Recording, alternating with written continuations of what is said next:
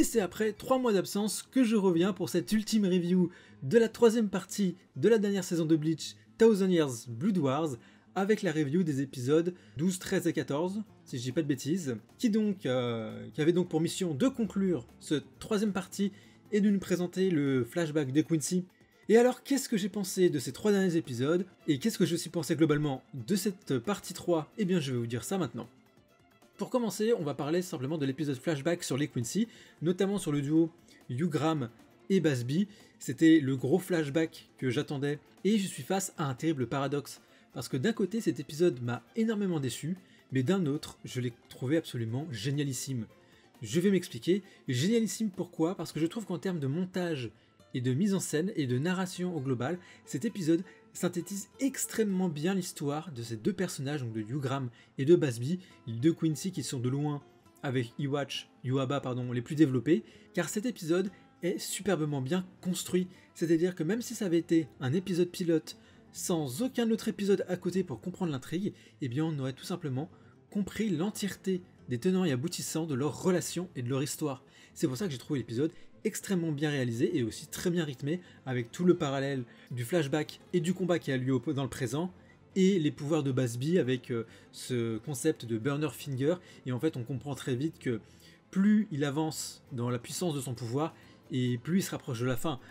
Le nombre de doigts en fait agit comme un compte à rebours sur le point de non-retour, l'inévitable, et les flashbacks nous permettent de comprendre aisément pourquoi ils ont une telle relation, jusqu'à l'aboutissement ultime, le climax de cet épisode. Bref, cet épisode était absolument génialissime, je trouvais, merveilleusement bien adapté. Malheureusement, je trouve qu'elle a complètement raté le coche de répondre à de nombreuses questions, d'éclaircir des zones d'ombre et de pallier à de nombreuses incohérences, surtout par rapport au world building de Bleach. C'est-à-dire que là, les Quincy, on ne sait pas exactement où ils vivent, peut-être que c'est dans le monde des humains, mais c'était à quelle époque ? En parlant d'époque, on nous dit que l'assaut des Quincy était il y a 1000 ans. Là, on apprend que comme Yuaba, il est plus jeune, ça se passe quelques centaines d'années avant. Alors comment fonctionnent les âges ? Parce que les Quincy, à l'origine, ce sont des humains, de simples humains. Bon, Yuaba, de par son statut, je peux comprendre qu'il vive plus longtemps, mais là, en l'occurrence, Yugram et Busby sont pratiquement aussi vieux que Gariyusai Yamamoto. Alors que Gariyusai Yamamoto, on voit que c'est un gars extrêmement vieux, extrêmement âgé. Eux, ils ont toujours l'air d'être dans la vingtaine, voire trentaine. Donc comment fonctionnent les âges ? À quelle époque exacte ça s'est déroulé ? Puisque là on sait que ça s'est déroulé avant la première bataille entre les Quincy et les Shinigami, où ces derniers ont gagné, où on a vu le fameux flashback des traits sanguinaires dans la saison 1. Donc comment la société Quincy s'est construite ? Qu'est-ce qu'il y avait avant Yuaba ? Bref, toutes ces questions-là vient à créer quelques menus incohérences et surtout à fragiliser un world building qui autour des Quincy est finalement assez nébuleux. Et je trouve ça excessivement dommage. Bon, on a quand même quelques ajouts, comme par exemple on a vraiment la mise en scène, la mise en avant de l'attaque du clan, on va dire, de la ville de Busby. Ça pareil, ça aurait été intéressant de voir comment ça se fait que les Quincy se sont répartis en des petits royaumes, des petites baronnies si je puis dire, et là il y a Yuaba qui vient tous les conquérir pour les mettre sous sa férule. Tout ça c'est assez flou, mais on comprend suffisamment pour les personnages, pour les enjeux des personnages, mais voilà, en termes d'enjeux géopolitiques, c'est un bien grand mot, mais vous voyez l'idée, j'ai trouvé ça que c'était assez dommage de ne pas avoir eu plus de réponses. C'était franchement le moment d'en avoir pour installer et construire suffisamment les enjeux au niveau des Quincy, et comment ils fonctionnent, et comment ils vivaient jusqu'au moment décisif de la guerre de 1000 ans. Ça c'était pour l'épisode Auto des Quincy. Ensuite on va parler des 2 autres épisodes qui concluent donc cette partie 3 de cette dernière saison. Et là c'est toute la mise en avant donc, de la trahison de Ishida par rapport au Quincy, donc en fait il n'a jamais trahi ses amis. L'attaque donc du Varvelt par les Shinigami avec les combattants que sont Askina Clevar et Gérald de Valkyrie, donc les 2 combats entre ces 2 Quincy d'élite ont également commencé, chose que je m'y attendais absolument pas. Moi je pensais qu'ils allaient garder le début de ces combats-là pour la 4ème partie. En l'occurrence, ils ont déjà entamé leur combat, donc vraiment là, sur ces 2 derniers épisodes, ils ont adapté énormément de choses que je pensais être adaptées pour la partie d'après, donc on voit que là, ils ont entre guillemets grignoté les derniers tomes au maximum, et là je vous le dis, il reste vraiment plus beaucoup de choses pour la partie 4, donc là on peut s'attendre forcément à ce qu'il y ait facilement 5, 7, 8 épisodes de totale nouveauté.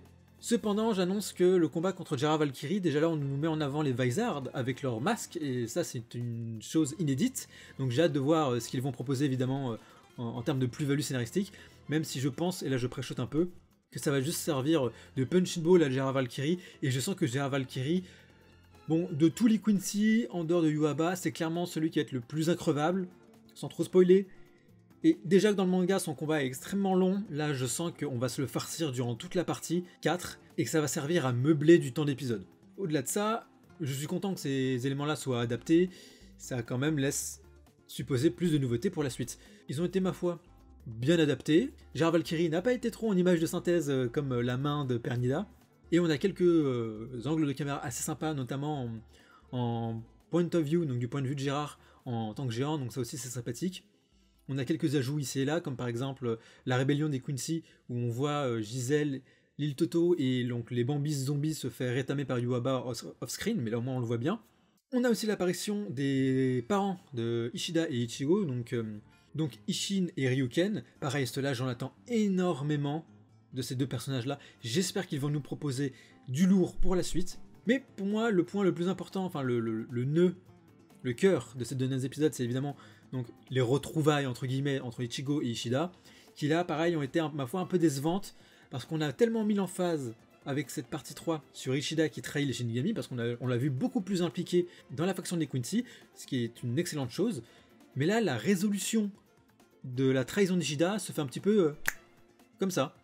Il n'y a pas eu plus, et Ichigo qui retrouve Ishida, il lui fait « Mais bon sang, tu es conscient de ce que tu as fait ?» « Oui. » « Pourquoi t'es pas avec nous ?»« Ah mais je suis bien avec vous, regarde, en fait j'avais un plan depuis le début pour affronter les Quincy. » Et après il se rabiboche alors que bon, il a quand même tenté de tuer Ishida, il a tué la membre de la division 0, il a manqué de peu de tuer Ichigo également.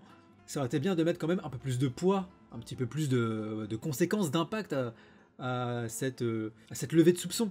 Même si bon, c'était quand même un peu cousu de fil blanc, on s'attendait aussi à ce que Ishida revienne du côté des héros. On a aussi quelques flashbacks, ça c'est très intéressant sur, toujours concernant Ishida, le jour du Hoshvalen, donc c'est le jour où la mère de Ichigo est morte à cause de Hoshvalen, donc c'est la purification de Yubaba pour les Quincy de sang impur, et on voit notamment les servantes et Ishida se faire impacter par l'Hoshvalen, puisqu'Ishida est de sang impur, et la question, comme Yubaba l'a souligné, c'est qu'il a survécu à ce pouvoir-là, au pouvoir de Yubaba, donc à la purification des Quincy, chose qui n'a toujours pas été traité dans le manga, donc qu'ils leur montrent ici, ça laisse quand même bon espoir pour que ça soit traité à l'avenir. Pareil, on a un petit flashback sur le grand-père de Ishida, donc ça c'est encore une fois une excellente chose.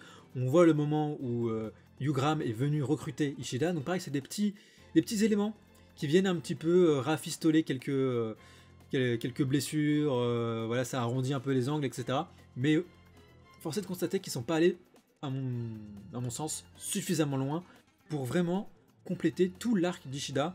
J'espère que ce sera abordé en saison 4. Mais quoi qu'il en soit, je salue l'initiative d'avoir rajouté tous ces petits flashbacks qui rajoutent un petit peu plus de corps à l'ensemble du personnage, donc ses motivations, comment se sont déroulés les éléments, pour la fluidité de l'intrigue globale, c'est toujours une bonne chose.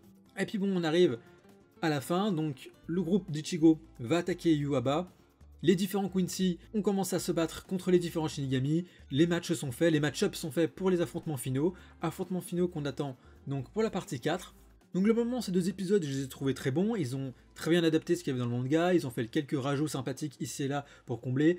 Le petit combat supplémentaire entre Ishida et Ichigo, toujours très bien animé, avec quelques superbes idées de mise en scène, avec le moment où Ichigo coupe en dommage collatéral le Varvelt en deux, et le Varvelt qui retombe tellement son Getsuga Tensho est puissant. C'est le genre de petits détails qui permettent de donner vraiment un sentiment de puissance au personnage, et donc rajoute le côté waouh, impressionnant au combat. Tout ça j'ai apprécié. Pareil, on a plus d'interaction entre Gérard et les autres personnages Shinigami qui l'affrontent, puisque dans le manga c'est, je crois qu'il balance un revers de main, tout le monde part dans les décors, et puis on passe au combat final entre lui et les principaux capitaines qui vont l'affronter. Là on voit vraiment le combat se dérouler sous nos yeux, c'est toujours appréciable, même si bon, c'est un peu plus facile que de rajouter de réels pans narratifs et d'informations sur les tenants et aboutissants, comme je l'avais dit auparavant. Donc là, ce que j'espère de la saison 4, c'est qu'on rajoute un peu plus de background au Quincy, et qu'on explique plus précisément pourquoi Ishida est spécial et quel est son réel rôle dans tout ça, et plus d'implications pour les parents de Ishida et de Ichigo. Mais cette partie 3 alors, qu'est-ce que j'en ai pensé au global, maintenant que j'ai un peu fait le bilan de ces 3 épisodes qui sont sortis l'année dernière? Eh bien pour moi, cette partie 3 a très très bien adapté tout ce qu'elle avait adapté du manga, elle est même allée au-delà de ce que je pensais, en rajoutant notamment le fameux combat Ishida contre Renji, qui est pour moi le meilleur épisode de la série, que j'ai revu en VF. Et je souligne qu'en VF, le comédien qui joue Renji a encore une fois a su mettre ce petit ton dans le Quincy qu'utilise Renji pour désigner Ishida.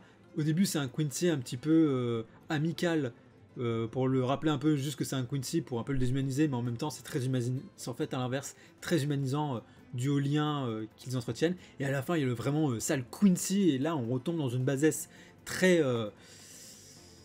xénophobe, hein. C'est vraiment le sale Quincy, et lui c'est un Shinigami, et ça le fout mal qu'un Quincy parle mieux du Bankai qu'un Shinigami.